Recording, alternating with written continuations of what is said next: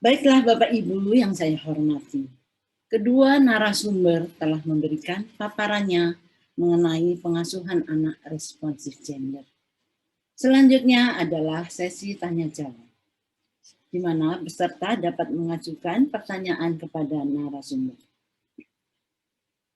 Hari kali ini akan saya bacakan 3 pertanyaan terlebih dahulu untuk pertanyaan kepada Bapak Laudi.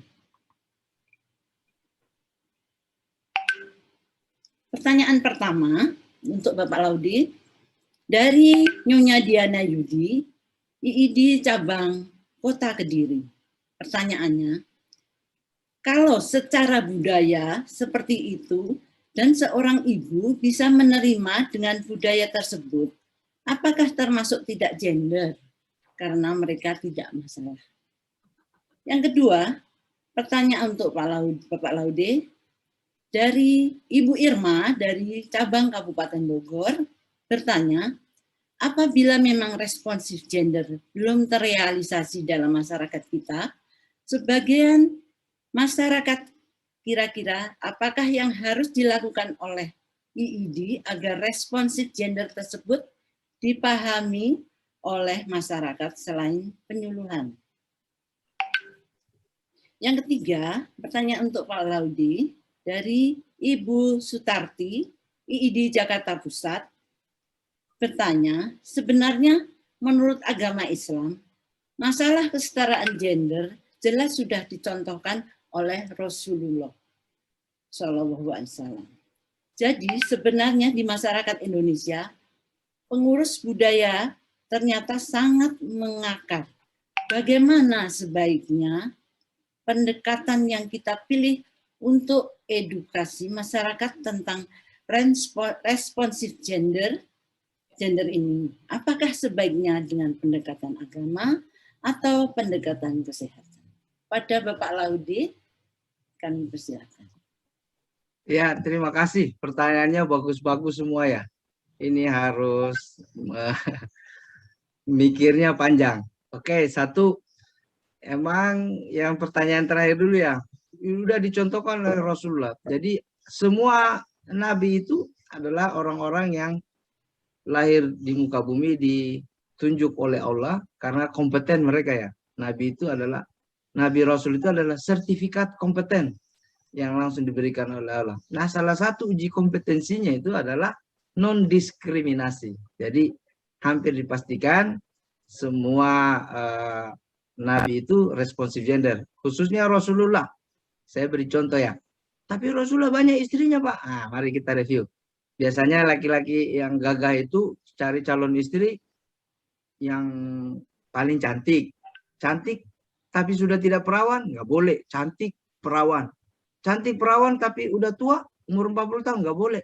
Cantik perawan masih muda. Apa yang dilakukan Rasulullah? Mengawini Aisyah. Siapa Aisyah? Aisyah adalah pernah diriwayatkan perempuan yang cantik. Enggak, biasa aja tapi enggak jelek juga ya. Kemudian Aisyah masih perawan? Enggak. Suami yang ketiga. Apakah Aisyah masih muda? Enggak, selisih 25 tahun. Jadi itu salah satu bukti respons gender. Tapi istrinya banyak. Istrinya banyak bukan dalam kerangka seksualitas ya, seperti selama ini dipahami oleh mayoritas orang Indonesia. Justru mengangkat derajat perempuan yang dikawini kan janda-janda semua. Ya kan ya? Satu-satunya yang masih perawan Aisyah istrinya. Tapi sama Rasulullah itu Aisyah itu paling jarang digauli ya. Aisyah itu kalau Rasulullah ke rumah Aisyah, sholat mulu Aisyah. Sholat tahajud terus Rasulullah. Padahal Aisyah cantik, muda. Sampai-sampai Aisyah pikir ini gimana sih Rasulullah. Giliran kayak yang nenek-nenek, yang janda-janda, jarang sholat tahajudnya Rasulullah. Langsung tidur. Jadi itu bukti bahwa Rasulullah adalah orang pertama yang menggendong bayinya. Orang Arab pertama yang menggendong bayinya. Jadi sudah diajarin sebenarnya oleh Rasulullah. Tugas kita emang ceramah-ceramah gender ini jarang ya di masjid ya. Ataupun kalaupun ada masa malah kontraproduktif. Ya, selalu mengedepankan hak-hak laki-laki. Hak-hak laki-laki ya. Padahal kalau dia mau melihat secara komprehensif lebih banyak perempuan. Contoh pembagian warisan. warisan laki-laki 2, perempuan 1. Nah, itu gimana ceritanya? Nggak responsif dong. Nah, yang keliru adalah analisisnya. Bagian laki-laki itu hanya untuk dirinya sendiri 2, tapi bagian perempuan yang 1 hanya untuk dirinya sendiri. Laki-laki 2, tapi untuk dirinya, untuk ibunya, saudara-saudara perempuan ibunya, neneknya, saudara perempuan neneknya, anak saudara perempuannya, anak perempuan saudara perempuannya, naik 7 turunan, pokoknya turun 7 turunan yang perempuan-perempuan. Jadi yang paling banyak bagiannya siapa warisan? Perempuan. Jadi agama ya termasuk Islam ya yang saya pelajari sangat responsif gender, banyak sekali afirmatif actionnya.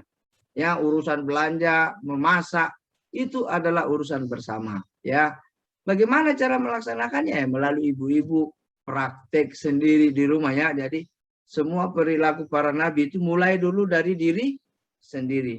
Jadi Rasulullah nggak pernah mengajak umatnya untuk sholat sebelum Rasulullah sendiri sholat. Nggak pernah ngomong mau puasa, sunnah lo puasa Senin Kamis, tapi Rasulullah memberi contoh terlebih dahulu. Mulai dari diri kita, dari situ mulai mempengaruhi teman-teman yang lain melalui arisan ibu-ibu, mulai ini pengaruhi para ustaz. Ini benar nggak itu Rasulullah, seperti apa sih kehidupan yang sebenarnya berumah tangganya, sampai Rasulullah ngomong baiti jannati, rumahku itu adalah istanaku. Kenapa? Karena Rasul orang yang paling responsif gender. Begitu sayangnya Rasulullah sama anak-anak. Itu sampai-sampai cucunya Hasan dan Husain sholat itu main kuda-kudaan di punggung Rasulullah. Rasulullah lama banget sujudnya. Mungkin ada sekitar 10 menit. Jamaahnya bingung, jangan-jangan Rasulullah ini kelupaan. Ini aneh, karena udah umuran kali kelupaan. Terus setelah selesai Rasulullah, emang tadi ada bacaan baru ya? Nggak ada. Kenapa? Kok lama banget sujudnya? Itu tadi cucu saya lagi main kuda-kudaan sama saya. Itu kan bagaimana mendidik anak. Tanggung jawab yang dihisab pertama di akhirat adalah suami. Ya kan? Urusan imunisasi, istri, kehamilan istri, apa semua itu adalah suami yang pertama dihisab ya. Makanya saya selalu menganjurkan di kantor, hati-hati kalau suami punya anak-anak, baik kamu boleh izin. Kalau perlu nggak masuk seharian, bawa bayimu imunisasi. Saya takut saya juga ikut dipanggil di akhirat karena pimpinannya melarang Anda harus bekerja, lalu Anda lalai terhadap urusan utamamu sebagai pemimpin, sebagai kepala keluarga. Ya kan begitu ya. Bagaimana cara merubahnya? Mulai dari sendiri. Tadi udah disampaikan juga narasumber yang lain. Mulai hindari stereotipi. Sepanjang itu tidak diajarkan oleh agama. Ya, kalau diajarkan agama nggak boleh karena pasti akal kita yang belum nyampe. Tapi ilmu pengetahuan nggak mengajarkan, akal kita yang belum nyampe. Ya, seperti itu. Terus bagaimana kalau saya udah nyaman dengan kondisi itu? Ya, nyaman itu atau responsif gender itu tidak selalu berarti 50-50 ya. Kesetaraan gender. Ini mohon maaf Bu Rosalina, penggiat gender yang lain, terjebak dalam gerakan feminisme. Feminisme itu kan menuntut kesetaraan yang perfect, sempurna ya.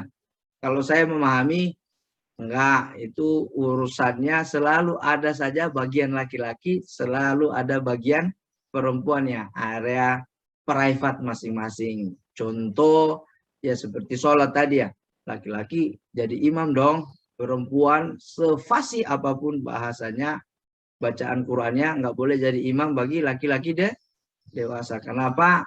Itu tadi saya sudah sampaikan urusannya dengan kodrat. Bagaimana kalau saya sudah nyaman? Nggak ada masalah kan, pembagiannya nggak harus 50-50 ya. Suami sibuk, oke. Kan ini urusan bersama. Jadi urusan suami istri itu complementary. Bukan dua-duanya harus sama setara gini. Enggak, saling mengisi. Demikianlah Allah menciptakan berpasang-pasangan. Tapi ingat, kata berpasang-pasangan itu tidak selalu berarti laki-laki perempuan ya. Berumah tangga itu kan bagian dari berpasangan. Tapi apa itu berpasangan? Busur dan anak panah itu berpasangan kan ya? Benar nggak? Beda kan? Busurnya lain. Kalau busur nggak ada anak panah, nggak berpasangan. Anak panah tanpa busur nggak ada guna. Laki-laki perempuan seperti itu juga. Nah, sendal, sepatu kiri, sepatu kanan juga berpasang-pasangan.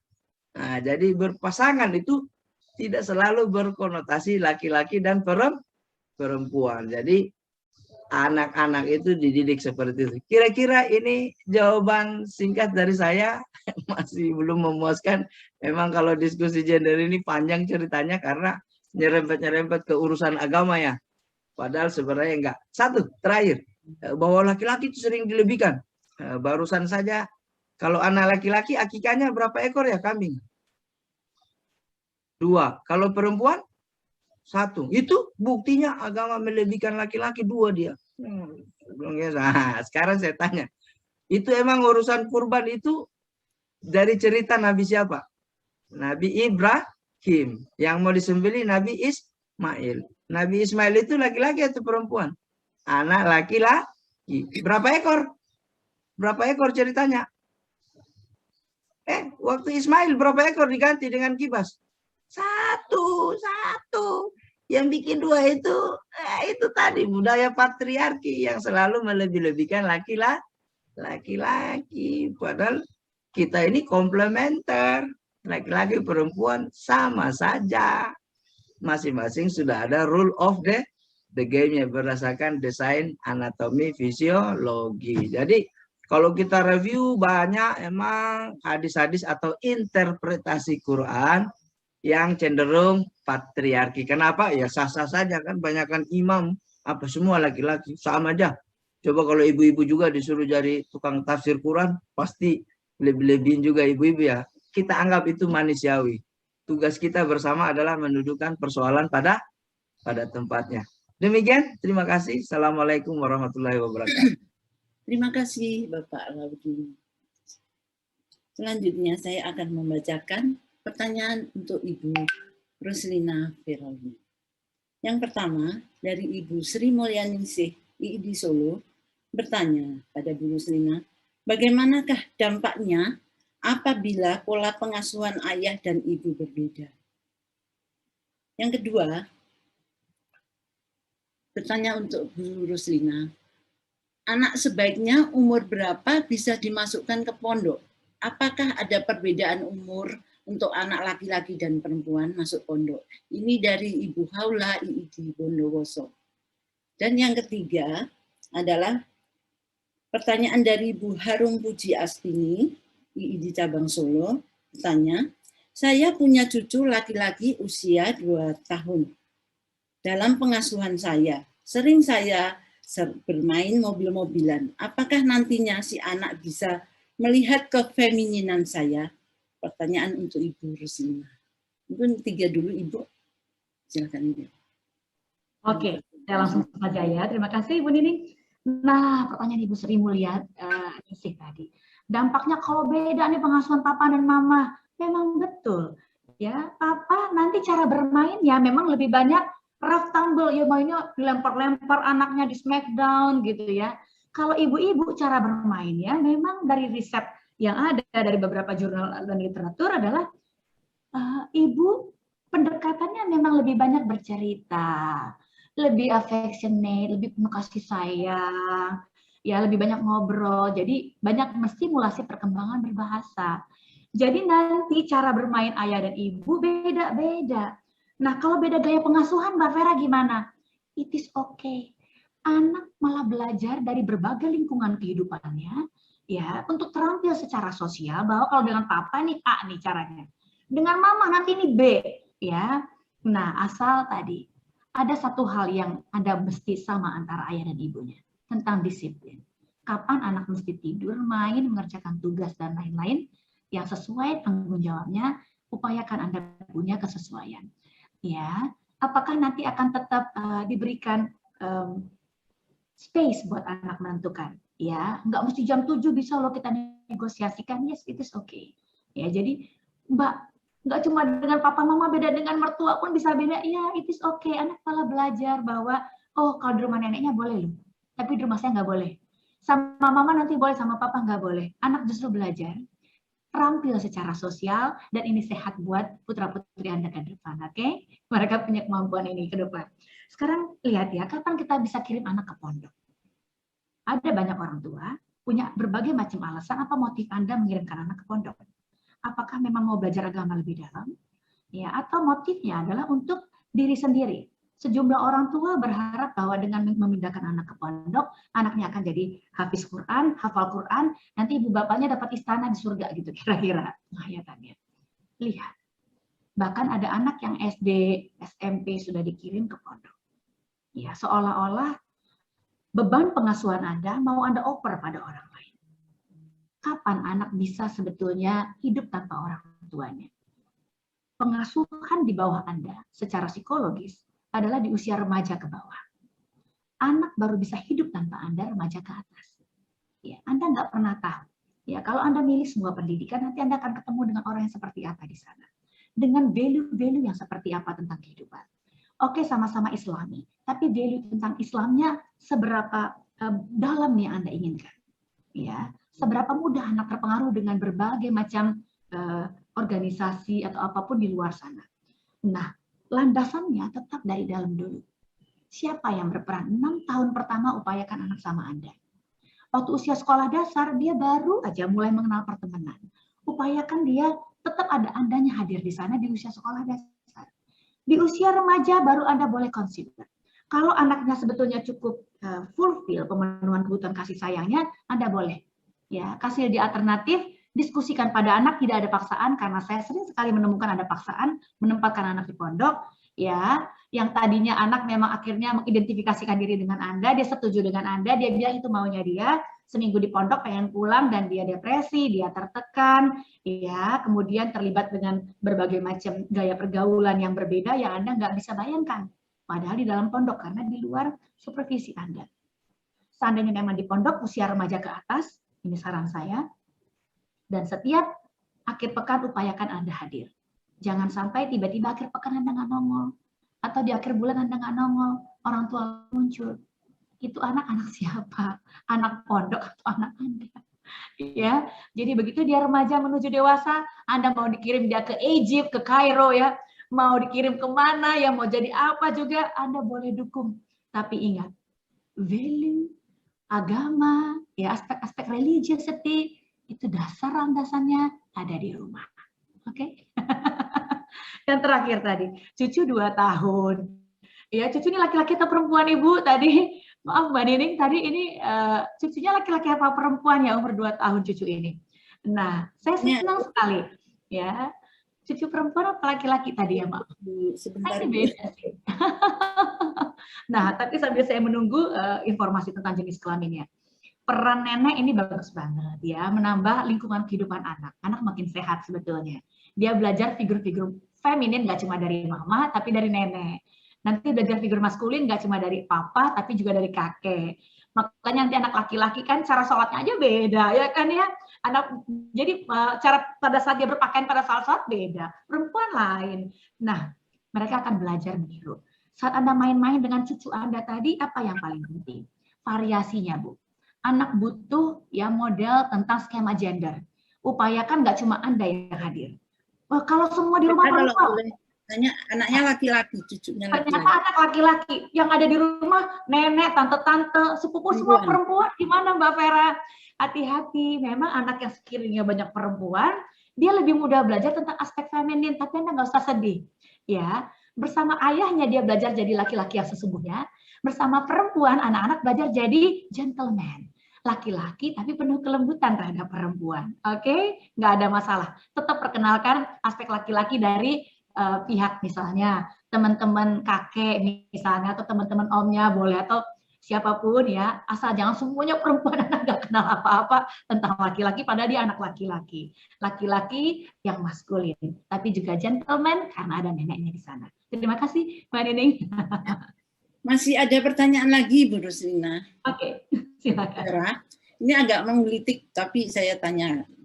Pertanyaannya adalah, apakah LGBT merupakan penyakit sosial, penyimpangan gender, atau penyakit psikis yang disebabkan oleh pengasuhan yang salah dari orang tua? Kita bedakan dulu ya. Yang kedua, sebetulnya banyak sekali. Dari Bu Dini, selamat siang, saya mau bertanya, bagaimana jika di rumah kakak-kakaknya, kandung dan sepupu perempuan semua, Dan si Bontot adalah anak laki-laki satu-satunya, sehingga dia suka memainkan mainan kakak-kakaknya pakai bando, pakai mukena, dan lain-lain. Apakah ini bisa berpengaruh untuk orientasinya? Mohon pencerahannya Mbak Vera. Terima kasih. Baik, terima kasih Mbak Nini. Ya, lihat LGBT kita pisahkan dulu ya, karena seolah-olah digabung semua ya. Jadi lesbian, gay untuk LG-nya ya, kemudian biseksual dan transgender. Nah, kalau kita bicara tentang orientasi seksual, ya aspeknya tadi selalu ada aspek biopsikososial kan, karena berkaitan dengan seksualitas. Nah, orientasi seksual itu dalam kontinum. Nah, sebetulnya ya yang namanya orientasi seksual yang kita ketahui itu adalah hetero kan. Bahwa sebetulnya minat. Jadi minat loh ya, ini minat. Jadi secara kognitif. Jadi kalau kita bicara tentang segitiga, ini kognitifnya kongruen kan? Ini kognitif, ini afektif. Jadi hasratnya dia nanti akan ke siapa? Aspek seksualitasnya dilakukan nanti ke siapa? Sejenis atau lawan jenis? Atau bisa dua-duanya, biseksual. Nah kalau orientasi seksual yang kita bicarakan, ya memang kontinumnya dalam kontinum. Ya dari berbagai ini literaturnya ada beberapa banyak sebetulnya. Jadi berbagai literatur dalam kontinum. Nah kebanyakan adalah secara biologis dia laki-laki, secara gender dia maskulin, maka secara seksual dia akan tertarik secara alamiah dengan lawan jenis, yakni dengan perempuan, bukan dengan sesama jenis loh. Namun kok ada ya, bahkan sejak zaman Nabi Lut udah ada ya, gitu loh ya kaum Sodom. Ya memang. Nah selalu akan ada yang menyimpang. Nah ini penyakit bukan sih Mbak Vera? Dulu dalam acuan diagnosis kita di DSM-3 itu masuk kategori gangguan secara mental, masuk kategori mental health. Di DSM-4TR udah enggak lagi ya tentang si LGB-nya. Kalau T itu transseksual tadi yang sudah kita bahas. Saat orang menghayati bahwa dia gender dysphoria, ya dia pindah nih kan, ketika dia nggak nyaman dengan tubuhnya, dengan yang terberi tadi secara biologis, ya meskipun pindah dia transgender kan nggak bisa tetap secara teknis dia tetap laki-laki meskipun seolah-olah dari outlook-nya dia kayak perempuan karena atributnya aja yang berubah sebetulnya. Ini penyakit bukan? Kalau kita katakan penyakit secara psikologisnya acuan psikologis loh ya, karena acuan kan bisa dari agama, bisa dari hukum, bisa secara psikologis. Karena saya psikolog, acuan saya psikologis. Ya saya nggak bisa nih main ke acuan lain saat ini karena diundang sebagai psikolog, ya bukan sebagai individu. Bukan Vera Uli lagi, tapi psikolog yang namanya Vera Uli gitu kan ya. Jadi secara psikologis ya, yang namanya LGBT, apakah masuk kategori gangguan penyakit yang mental gitu kan ya? Karena tadi dia secara umum mereka-mereka yang LGBT ya masih mampu menghayati, masih berfungsi baik secara sosial gitu loh acuan kalau di psikologi. Dia di stres nggak? Dia nggak? Jadi kriteria yang 4D. Nah itu nggak masuk ke dalam buku diagnosis kita sebagai gangguan. Namun kalau secara sosial, kita kan di mana kita berada sesuai dengan sosial budaya. Budaya kita oke nggak? Social convention kita bolehin nggak? Agama yang kita anut mengokein nggak? Kalau kita nggak sesuai, ya berarti kita nggak kongruen nih dengan tempat di mana kita tinggal, value yang kita punya, adat yang kita miliki, kita nggak kongruen. Makanya banyak orang dengan LGBT punya inner konflik. Dia konflik dengan dirinya karena dia menghayati, dia konflik dengan orang sekitarnya, dengan agama atau value yang dia miliki, dia konflik. Jadi rata-rata orang LGBT ke saya adalah karena inner konfliknya. Mereka ingin konflik ini ditanganin. Bukan mau mengubah orientasi seksualnya, bukan mau dimodifikasi, mengubah konflik ini. Azasnya dari mana? Aspeknya bisa dari biologis, psikososial tadi, dan berbagai teori. Namun, dari review saya 18 tahun terakhir, di setiap case-case yang saya tangani, orang-orang dengan aspek masalah-masalah orientasi seksual, biseksual, lesbian, homoseksual, yang gay maupun lesbian, ya punya impact-impact ini. Penghayatan dia tentang dirinya negatif, relasi dia dengan bapaknya, makanya bapak itu mesti hadir. Saya selalu mengubah love code itu jangan dihancurkan di awal ya. Pengkodean love kita itu ada 2. Love ketika anak menghayati bahwa dia dicintai oleh papanya one on one, dicintai oleh ibunya one on one, itu love code yang primer. Yang sekunder adalah pada saat dia menghayati relasi ayah ibunya, sehat nggak relasi Anda berdua? Ibunya di-abuse nggak sama bapaknya? Atau bapaknya yang di-abuse sama ibunya? Anak lihat ini. Tersier dia lihat dari teman-temannya nanti. 3 ini sehat, insya Allah ya. anak-anak sehat. Nggak mungkin kemana-mana kok. Benahnya yang di awal tadi, apakah ini gangguan penyakit? Kami bekerja pakai acuan DSM, ICD-10, nggak bisa, memang bukan penyakit, tapi secara sosial memang nggak sesuai dengan norma sosial kita. Makanya ada konflik. Itu jawaban saya, mudah-mudahan cukup menjawab. Untuk yang terakhir tadi, sepupunya nih, semua ya peralatan sepupu mau kena dipakein, bando dipakein, padahal ini anak laki-laki, ini gimana ya? Kadang-kadang anak sedang menguji konstansi gender, sebetulnya gender type tadi, ya. Iya dia pakai mukena, dia pakai anu buat main-main. Makanya dia bilang ya itu kan buat perempuan. Jadi selalu sebutkan itu buat perempuan, tapi relax ya, no pressure. Agar anak tetap menghayati gender sebagai sesuatu yang sebetulnya secara sentimen itu valensi emosinya ya. Secara sentimen itu adalah netral, bukan negatif atau bukan positif. Oke, jadikan itu bercandaan saja. Ya, sambil tetap kenalkan sarungnya, pecinya pada saat dia mau sholat. Ya, mudah-mudahan membantu. Silakan. Terima kasih Bu Vera.